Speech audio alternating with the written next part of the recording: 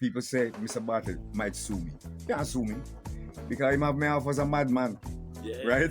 And the University of the West Indies, when they falsely locked me up in a ward 21 and called me a madman. Oh, you're gonna successfully sue a madman? You can't do that. That makes sense. No, it can't. It just can't happen. He would look madder than me. That makes So, sense. Mr. Bartlett, you can relax. Been in tourism for umpteen years. How you see the now Minister of Tourism, Ed Bartlett, how you see his function, his operation, is he doing a good job? Mr. Bartlett's biggest asset is that he's a very good PR man. I think that's what he studied, marketing. He markets Jamaica fairly well, but he markets Ed Bartlett extremely well. If you're not in the know, you'll get the impression that he's the absolute best tourism minister on planet Earth. How do you become the best tourism minister? Well, in the Jamaican context, there's a bunch of things you have to do. You have to make sure you're taking care of all the sectors. Tourism sector consists of hotels, the craft markets, the shopping inbound and otherwise. Reggae Highway. Hold on a second. Has to do with everything, music, entertainment, and so on. Now, some of it are his specific portfolio responsibility.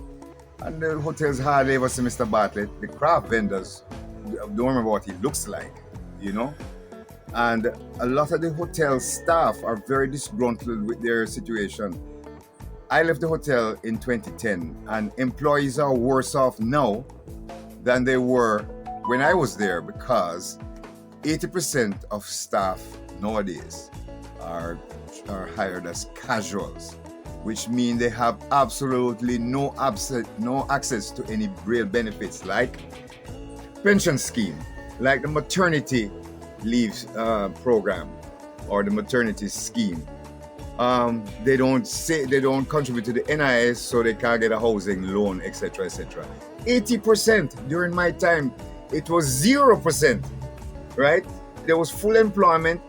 The only time we had casuals was when somebody was on leave, study leave, or sick, and you had a full house and you needed to fill the space in order to take care of your visitors. Now, PJ Patterson was the one that started this nonsense when we had the Spanish invasion in the early 2000s. I have Ed Bartlett on the list too. He has an asterisk.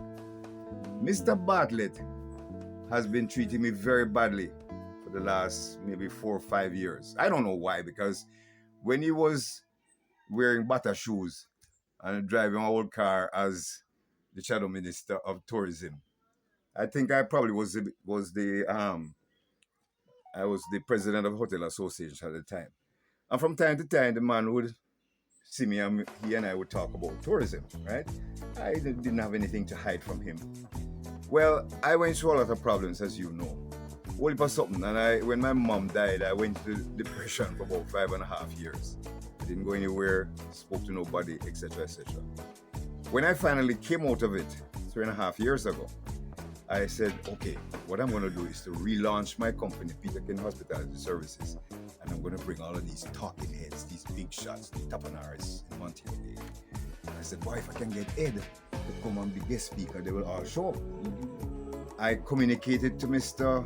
Bartlett 13 times by WhatsApp, by email, through his secretary, whatever.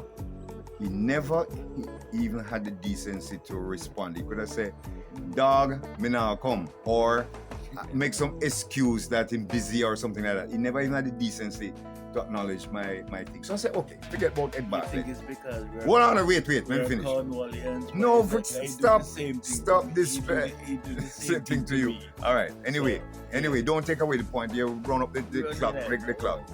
So I said to myself, let me get the next best person, director of tourism. You remember when Paul Pennycook was director of tourism? Yeah. Everybody knew Paul Pennycook Yeah. because he was doing his job going out promoting Jamaica, which is what the director of tourism's job is. Who is the director of tourism today? Right. You lucky you know him. Jamaicans don't know him because you know what? Bartlett take him walk. Yeah. Bartlett, Oh, yeah, it's Bartlett loves the PR stuff. true. Yeah. So he's on the plane, and plus he likes to fly first class and drink champagne and eat caviar. Donovan Right. White only introduced him. Yeah, That's his function. to introduce Ed Bartlett. And Yeah. Ed Bartlett take away everything. Yeah, man. So nobody in Alright. Jamaica know the man, right? You know him because you're in the know. Okay? So I said, let me call Donovan. Call him up. Donovan, yes, Mr. Peterkin, I definitely will be your guest speaker. You don't know what you did for me. And he read off one whole long list of things that I supposed to have done for him, which I don't remember, right? Because when I do stuff, I just do it out of the goodness of my heart. 2 days before the event, my sister wrote and said, listen, Horace, you think all of these big shots coming to your thing, not even your guest speaker coming. So I said, maybe she knows something. So I pick up the phone and I call Donovan White. Normally he answers on the first or second ring. No answer. So I sent him a WhatsApp message. He read it because you know you get the two little green Yeah, ticks. man, you were. No response. And the man never came, never made any excuses, never made any apology.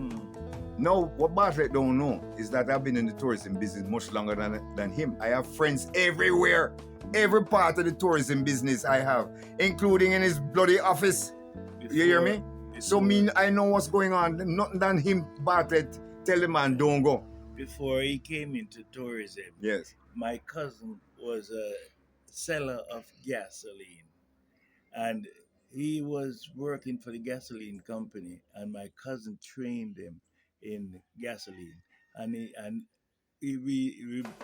my cousin was here and we were at the conference, and when he told me, say, you know, he trained Bartlett. I said, Bart, come meet Bartlett, man. Come see Bartlett. And they were like buddies from long because he knew what my But cousin wait a second did now. for him. You are taking away my time and talking about All something. right, so we All gone right. there. You got here, man. Let's go back, folks. Hold on. Mr. Bartlett, luckily, Godfrey Dyer, who knows me very well, right? We are hotel colleagues, and when he was at Wexford Court, he became president of the Hotel Association. I became the vice president, so we worked very closely together. And we had a really wonderful relationship, which we still have. And he came to the event, he came half an hour earlier than the thing's supposed to start. And I said, Godfrey, I'm in trouble. My guest speaker not coming. Can you just do the thing for me? He said, no problem, man. And he did something that was beautiful because it was natural. He never write anything. He just spoke about the stuff that he knew that I did, you know, including the fact that I actually created Team Jamaica, which is the national training program. Came out of this blackhead here, so. Okay? Team Jamaica. True. Right? I should have charged them because even if I charge $1,000, I'll be a millionaire now because them train 5,000 people a month, See? right? And charge up to $25,000. Anyway, I did it. It's a for sale thing now, the training. It was always, yeah, of course you have to pay. Oh, Individuals pay, but mostly it's your organization that pay for you. true. Team Jamaica, and it came out of my head. It's an excellent program, but it needs upgrading right now, which is something I'm gonna do. All right?